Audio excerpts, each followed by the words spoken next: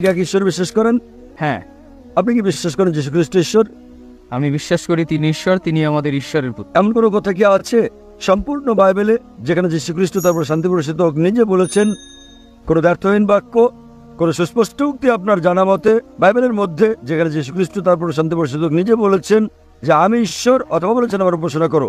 যদি আপনি বাইবেলের কোনো অনুচ্ছেদ দেখাতে পারেন সুস্পষ্ট করে বলা ব্যর্থহীন ভাবে যেখানে যীশু খ্রিস্ট তারপর শান্তি প্রসাদ নিজে বলেছেন তিনি ঈশ্বর, অথবা বলেছেন আমার উপাসনা করো, আমি আপনার সঙ্গে আপনার ধর্ম গ্রহণ করব। এবং আমি আপনাকে বলছি একটিও ব্যর্থহীন বাক্য খুঁজে পাবেন না সম্পূর্ণ বাইবেলে যেখানে যীশু খ্রিস্ট ইসলাম নিজে বলেছেন তিনি ঈশ্বর কিংবা তার উপাসনা করতে। আপনি বাইবেল পড়ে দেখবেন যীশু খ্রিস্ট ইসলাম নিজে বলেছেন, এটা উল্লেখ আছে গসপেল অফ জন অধ্যায় নম্বর 14 অনুচ্ছেদ নম্বর 28, তিনি বলেছেন আমার পিতা আমার চেয়ে মহান। গসপেল অফ জন অধ্যায় নম্বর 10 অনুচ্ছেদ নম্বর 29, আমার পিতা সবার চেয়ে মহান। গসপেল অফ ম্যাথিউ অধ্যায় নম্বর 12 অনুচ্ছেদ নম্বর 28, আমি শয়তানকে তাড়িয়ে দেই ঈশ্বরের আত্মার সাহায্যে। গসপেল অফ লুক অধ্যায় নম্বর 11 অনুচ্ছেদ নম্বর 20, আমি ঈশ্বরের আত্মার সাহায্যে শয়তানকে তাড়িয়ে দেই। গসপেল অফ জন অধ্যায় নম্বর 5 অনুচ্ছেদ নম্বর 30, আমি নিজে নিজে কিছু করতে পারি না, আমি যেমন শুনি তেমন বিচার করি, আর আমার বিচার সঠিক। আমি আমার ইচ্ছা পূরণ করি না, বরং আমার পিতার ইচ্ছা পূরণ করি। যে কেউ যদি বললো যে আমি আমার ইচ্ছা পূরণ করি না বরং সর্বশক্তিমান ঈশ্বরের ইচ্ছা পূরণ করি, সে মুসলিম। যীশু খ্রিস্ট ইসলাম ছিলেন একজন মুসলিম, এটা পরিষ্কার উল্লেখ আছে বুক অফ অ্যাক্টস অধ্যায় নম্বর 2 অনুচ্ছেদ নম্বর 22, হে ইসরায়েলগণ শোনো, এই নাজারেতের যীশু ঈশ্বর মনোনীত ব্যক্তি, তোমাদের মধ্যে হতে বিস্ময় মজুদা ও নিদর্শন সহ যা ঈশ্বর তাকে করেন তোমরা তার সাক্ষী। ঈশ্বর মনোনীত ব্যক্তি তোমাদের মধ্যে হতে ঈশ্বর নন, তোমাদের মধ্যে ঈশ্বর মনোনীত ব্যক্তি বিস্ময় মজুদা ও নিদর্শন সহ যা ঈশ্বর তাকে দিয়ে করেন এবং তোমরা তার সাক্ষী।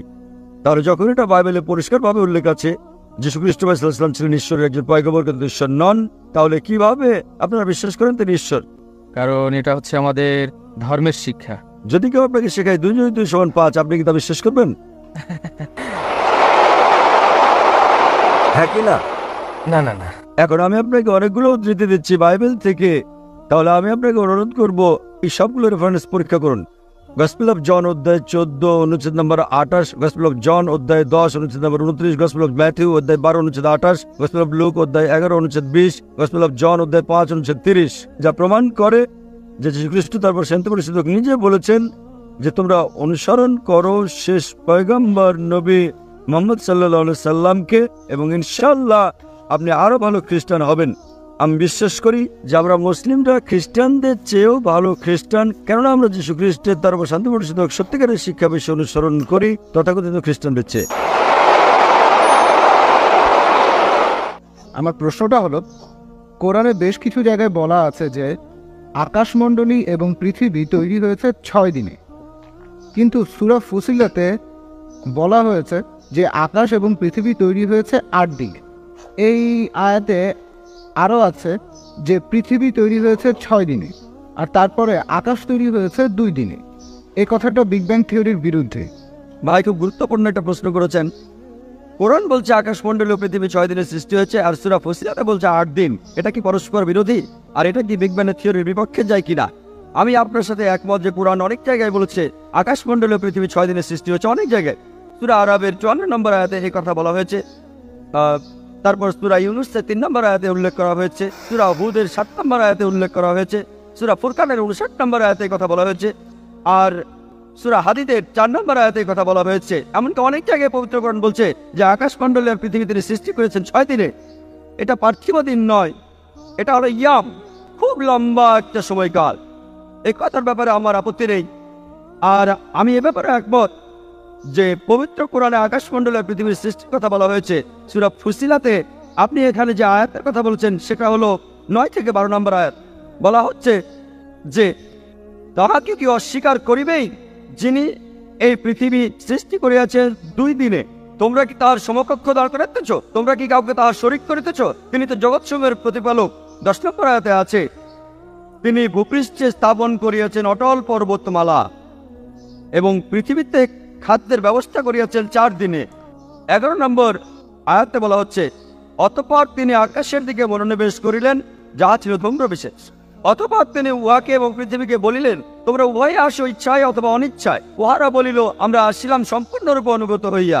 তিনি ইহা করেন 2 দিনে। তাই আপনি যদি পড়েন চিন্তা না করে 2 যোগ 4 যোগ 2 সমান 8 দিন। কুরআন এই আয়াতগুলোর শুরুতেই উত্তর দিয়েছে। এখানে বলা হয়েছে যে যারা এর মধ্যে ভুল খুঁজতে যাবে তারা হবে সেই লোকগুলোর সমান যারা অন্য কাউকে আল্লাহর শরীক করে।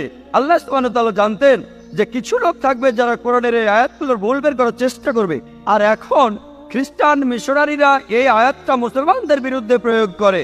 কোরআন বলেছে আগে থেকে যে লোকে এই প্রশ্নটা করবে, আর এই লোকগুলো তারা যারা অন্য কাউকে আল্লাহর সাথে শরীক করে। এখন দেখা যাক এখানে প্রথম দুটো আয়াত মানে সূরা ফুসিলাতের 9 নম্বর ও 10 নম্বর আয়াতে বলছে যে পৃথিবীর সৃষ্টি হয়েছে 2 দিনে, তারপর পাহাড় পর্বত সেখানে বসানো হয়েছে, আর খাদ্যের ব্যবস্থা করা হয়েছে যথাযথভাবে 4 দিনে। তাহলে বলা হচ্ছে 2 দিনে পৃথিবী তৈরি হয়েছে, তারপর সেখানে পাহাড় পর্বত বসানো হয়েছে 4 দিনে, সব মিলিয়ে 6 দিন। তারপর 11 নম্বর আয়াতের প্রথম আরবি শব্দটা হলো সুম্মা। এখন এই আরবি শব্দ সুম্মা এর 3টা আলাদা অর্থ আছে। একটা হলো তারপর, আরেকটা হলো তখনই, আর অন্য আরেকটা হলো একই সাথে। আমি মেনে নিচ্ছি যে কোরআনের অনেক অনুবাদে এই শব্দটাকে অনুবাদ করা হয়েছে তারপর। যদি সুম্মার অনুবাদ করেন তারপর, তাহলে কথাটা পরস্পর বিরোধী। অনুবাদ করেছে তারপর। আকাশমণ্ডলের সৃষ্টি হলো 2 দিনে, অর্থাৎ 2 যোগ 4 যোগ 2 সমান 8 দিন। তবে এখানে সঠিক অনুবাদ হবে, এখানে সুম্মা শব্দটার অনুবাদ হবে তখনই অথবা একই সাথে। আর আব্দুল্লাহ ইউসুফ আলহামদুলিল্লাহ এই আয়াতে সুম্মা শব্দটার সঠিক অনুবাদ করেছেন, অর্থাৎ একই সাথে। যদি সুম্মার অনুবাদ করেন তখনই বা একই সাথে, এর অর্থ দাঁড়াবে যখন পৃথিবী আর পাহাড় পর্বত 6 দিনের সৃষ্টি হলো একসাথে, আকাশমণ্ডলীর সৃষ্টি হয়েছে 2 দিনে। যেমন ধরেন কোন একজন নির্মাতা তিনি কথা বললেন যে আমার কোম্পানি একটা 10 তলা বাড়ি বানিয়েছে, একই সাথে বাড়ির চারপাশের দেয়ালটাও বানিয়েছে, মোট 6 মাস সময়। এরপর কোনো একজন লোক সেখানে ফ্ল্যাট কিনতে গেলেন, তারপর সেই নির্মাতার সাথে কথা বললেন, বাড়িটা সম্পর্কে বিস্তারিত জানতে চাইলেন। নির্মাতা বললেন বেসমেন্ট তৈরি করতে 2 মাস লেগেছে, আর পরের 4 মাসে 10 তলা বাড়িটা বানিয়েছি। আর যখন আমি বেসমেন্ট আর বাড়িটা বানাচ্ছিলাম, এই কাজের সাথে সাথেই আমি এই বাড়ির চারপাশের দেয়ালটা বানিয়েছি 2 মাসের মধ্যে। এটা সম্ভব, কথাটা পরস্পর বিরোধী নয়। এরপরও মোট সময় 6 মাস। তাহলে একইভাবে সূরা ফুসিলাতের 9 নম্বর থেকে 12 নম্বর আয়াতে বলা হয়েছে যে সময় পৃথিবী আর পাহাড় পর্বত 6 দিনের সৃষ্টি হলো, একই সাথে আকাশমণ্ডলের সৃষ্টি করা হয়েছে 2 দিনে। এটা পরস্পর বিরোধী নয়। আর একইভাবে যদি অনুবাদ করেন তারপর, কথাটা বিজ্ঞানসম্মত হয় না, কারণ পৃথিবী আগে সৃষ্টি করা হয়েছে তারপরে পাহাড় পর্বত, এটা পরস্পর বিরোধী। এছাড়াও পবিত্র কোরআনে সূরা বাকারার 29 নম্বর আয়াতে বলা হয়েছে যে আল্লাহ পৃথিবী সৃষ্টি করেছেন সুম্মা আকাশমণ্ডলী। তবে দুর্ভাগ্যজনকভাবে আব্দুল্লাহ ইউসুফ আলী এখানে সুম্মার অনুবাদ করেছেন তারপর, আর কোরআনে সূরা বাকারার 29 নম্বর আয়াতে তিনি সুম্মা শব্দের অনুবাদ করেছেন তারপর। আল্লাহ পৃথিবী সৃষ্টি করেছেন তারপরে আকাশমণ্ডলী, তখন এটা পরস্পর বিরোধী। এখানে সুম্মা শব্দটা সঠিক অনুবাদ হবে তখনই বা একই সাথে। যদি অনুবাদ করেন একই সাথে, তাহলে কথাটা পরস্পর বিরোধী নয়, কারণ বিজ্ঞানের থিওরি আমাদের বলে যে আকাশ আর পৃথিবী একই সাথে সৃষ্টি হয়েছে। আর সেটা নয়, কোরআনে পবিত্র কোরআনে অনেক জায়গায় আছে আমি আকাশমণ্ডলী ও পৃথিবী তৈরি করলাম, আরেক জায়গায় বলা হচ্ছে আমি পৃথিবী ও আকাশ তৈরি করলাম। সবশেষে আমি পবিত্র কোরআনের সূরা আম্বিয়া 30 নম্বর আয়াতের কথাটা উল্লেখ করছি, أولم يرى الذين كفروا أن السماوات والأرض كانتا رتقا ففتقناهما। অবিশ্বাসীরা কি ভাবিয়া দেখে না আকাশমণ্ডলী ও পৃথিবী মিশিয়া ছিল, আমি উভয়কে পৃথক করিলাম।